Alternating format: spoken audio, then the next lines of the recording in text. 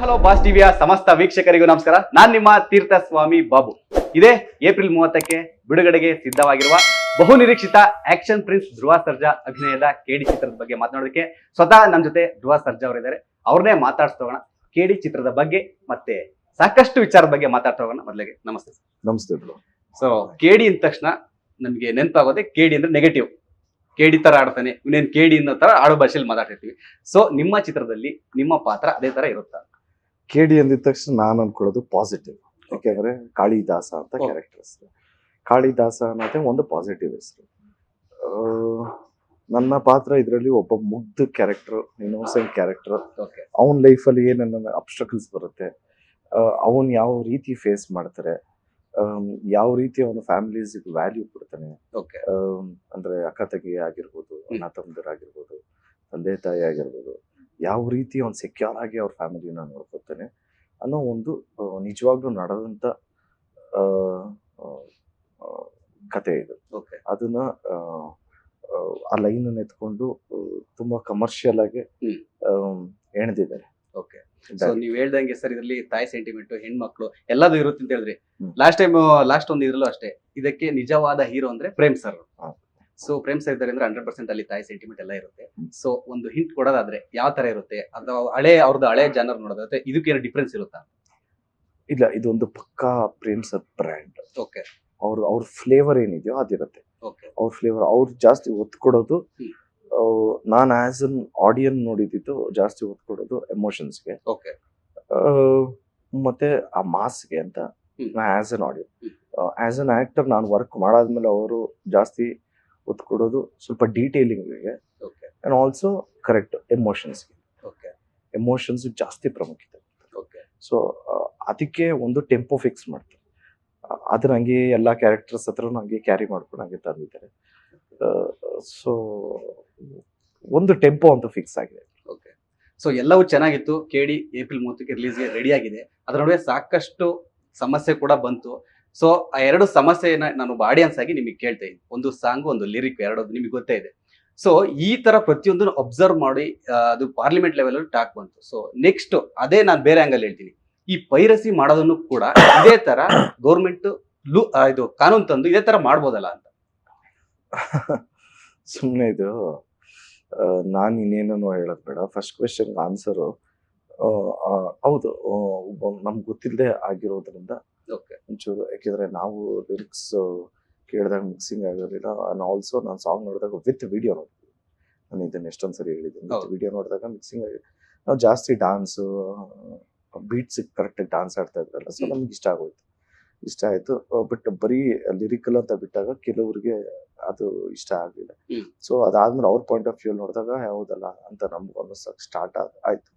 But ಅದಕ್ಕೆ initiative ತಗೊಂಡು ಡೈರೆಕ್ಟ್ರು immediate ಆಗಿ ಹೌದಾ ಮಗ, ಓಕೆ ಇಮಿಡಿಯೇಟ್ ಆಗಿ ಚೇಂಜ್ ಮಾಡೋಣ ಅಂತ ಇನಿಷಿಯೇಟಿವ್ ತಗೊಂಡ್ರಲ್ಲ.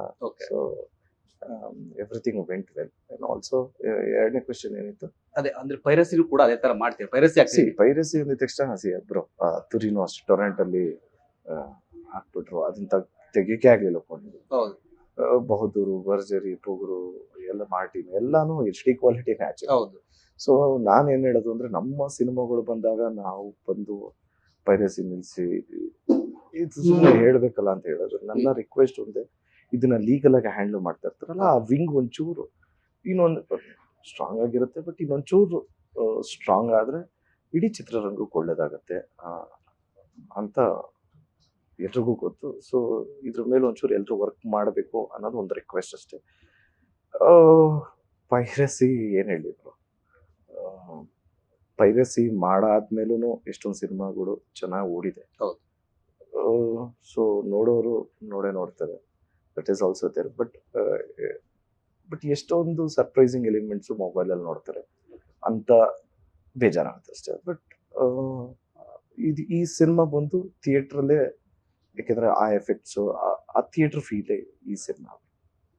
ಓಕೆ, ಸೊ ನನ್ಗೆ ಅದ್ದೂರಿಂದ ಟಿಲ್ ಪೊಗರು ತನಕ ಕಂಪೇರ್ ಮಾಡಿದ್ರೆ ಧ್ರುವ ಸರ್ಜಾ ಅಂದ್ರೆ ಆಕ್ಷನ್ ಇದ್ದೇ ಇರುತ್ತೆ, ಡ್ಯಾನ್ಸ್ 100% ಇದ್ದೇ ಇರುತ್ತೆ, ಅದರಲ್ಲಿ ನೋ ಡೌಟ್. ಸೊ ಕೇಡಿಲಿ ಯಾವ ತರ ಇರುತ್ತೆ? ಡಾನ್ಸ್ ಇರುತ್ತೆ, ಫೈಟ್ ಇರುತ್ತೆ, ನಿಮಗೆ ಕಾಮಿಡಿ ಇರುತ್ತೆ, ಲವ್ ಇರುತ್ತೆ, ಎಮೋಷನ್ಸ್ ಜಾಸ್ತಿ ಆಫ್ಕೋರ್ಸ್ ಇರುತ್ತೆ. ಅದಲ್ಲದೆ ನಿಮಗೆ ಈ ತರ ಲಾಂಗ್ ಇಡೋದಾದ್ಮೇಲೆ Okay. ಒಂದು ಸ್ಟೋರಿನೇ ರನ್ ಆಗ್ತದೆ. ಓಕೆ. ಇದ್ರ ನಡುವೆ ನಾನು ನೀವು ಅಬ್ಸರ್ವ್ ಮಾಡಿರ್ತೀರಾ, ನೀವು ನೋಡಿರ್ತೀರಾ ಅಂತ ಅನ್ಕೊಂಡಿದೀನಿ. ನಿನ್ನೆ ಫ್ಯಾನ್ಸ್ ಶೋ ಬುಕಿಂಗ್ ಓಪನ್ ಆದ ತಕ್ಷಣ ಎಲ್ಲರೂ ನಿಮ್ಮ ಫ್ಯಾನ್ಸ್ ಅಲ್ಲದೆ ಎಲ್ಲಾ ಫ್ಯಾನ್ಸ್, ದರ್ಶನ್ ಅವರು, ಸುದೀಪ್ ಅವರು, ಯಶ್ ಅವರು, ವಿಷ್ಣು ಸೇನ ಅವರು, ಎಲ್ಲಾ ಹಿರಿಯ ಕಲಾವಿದರು, ನಟರ ಫ್ಯಾನ್ಸ್ ಕೂಡ ಹೋಗಿ ಟಿಕೆಟ್ ಅನ್ನ ಬೈ ಮಾಡಿ ನಿಮಗೆ ಸಪೋರ್ಟ್ ಮಾಡ್ತಿದ್ದಾರೆ. ಈ ಒಂದು ಬೆಂಬಲಕ್ಕೆ ಏನ್ ಹೇಳ್ತೀರಾ? ಥ್ಯಾಂಕ್ಸ್ ಹೇಳೋದಕ್ಕೆ ಇಷ್ಟಪಡ್ತೀನಿ. ನೀವು ಹೇಳ್ದಂಗೆ ಯಶ್ ಸರ್ ಫ್ಯಾನ್ಸ್ ಆಗಲಿ, ದರ್ಶನ್ ಸರ್ ಫ್ಯಾನ್ಸ್ ಆಗಲಿ, ಸುದೀಪ್ ಸರ್ ಫ್ಯಾನ್ಸ್ ಆಗಲಿ, ದುನಿಯಾ ವಿಜಯ್ ಸರ್ ಫ್ಯಾನ್ಸ್ ಆಗಲಿ, ಧನಂಜಯ ಸರ್ ಫ್ಯಾನ್ಸ್ ಆಗಲಿ, ಎಲ್ಲರೂ ಬಂದು ಸಿನಿಮಾ ನೋಡ್ತಾ ಇದ್ರಲ್ಲ. ಮೀನ್ ಥಿಯೇಟ್ರಿಗೆ ಬಂದು ಟಿಕೆಟ್ಸ್ ತೊಗೊಂತಿದ್ದಾರೆ ಅಂತ ಕೇಳಿದಾಗ ತುಂಬಾ ಖುಷಿ ಆಗುತ್ತೆ. ಅದೇ ಎಲ್ರಿಗೂ ನಿಮ್ಮ ಮೂಲಕ ಎಲ್ರಿಗೂ ಜೆನ್ಯೂನ್ ಆಗಿ ಥ್ಯಾಂಕ್ಸ್ ಹೇಳೋದಕ್ಕೆ ಇಷ್ಟಪಡ್ತೀನಿ. ಓಕೆ. ಅದ್ರ ನಡುವೆ ಸುದೀಪ್ ಸರ್ದು ಒಂದು ಪಾತ್ರ ಇದೆ ಅಂತ. ಹ್ಮ್. ಸೊ ನಾವ್ ಕೇಳೋರು ನೀವ್ ಹೇಳಲ್ಲ, ಗೊತ್ತು, ಥಿಯೇಟರ್ ಅಲ್ಲೇ ನೋಡಿ ಅಂತ. ಸೊ ಆ ಒಂದು ಬಾಂಡಿಂಗ್ ಬಗ್ಗೆ ಏನ್ ಹೇಳ್ತೀರಾ? Sudeep sir is like my elder brother. Okay. But on screen ಅಲ್ಲಿ ಏನು ಅನ್ನೋದು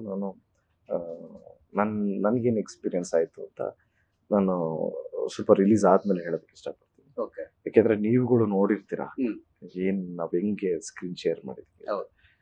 ಸೊ ಅದಾದ್ಮೇಲೆ ಮಾತಾಡಿದ್ರೆ ಚಂದ ಅಂತ ಒಂದು feel. So Okay. Hardly we have 2 days hardly. So ಇನ್ನೇನು 30ಕ್ಕೆ ರಿಲೀಸ್ ಆಗುತ್ತೆ. ನೋಡಿ ಬ್ರೋ, ಆಮೇಲೆ ತಿರ್ಗಾ ಇನ್ನೊಂದ್ಸರಿ ಕೂತ್ಕೊಳ್ಳೋಣ. ಲೇಟೆಸ್ಟ್ ಹಾಗೂ ಇಂಟ್ರೆಸ್ಟಿಂಗ್ ಸುದ್ದಿಗಳಿಗಾಗಿ ಬಾಸ್ ಟಿವಿ ಕನ್ನಡ ಚಾನೆಲ್ನ ಸಬ್ಸ್ಕ್ರೈಬ್ ಮಾಡಿ. ಹಾಗೆಯೇ ಬೆಲ್ ಐಕಾನ್ ಪ್ರೆಸ್ ಮಾಡಿ. ಇದರ ಜೊತೆಗೆ ಫೇಸ್ಬುಕ್, ಇನ್ಸ್ಟಾಗ್ರಾಮ್, ಎಕ್ಸ್ ನಲ್ಲೂ ಮಿಸ್ ಮಾಡದೆ ಫಾಲೋ ಮಾಡಿ.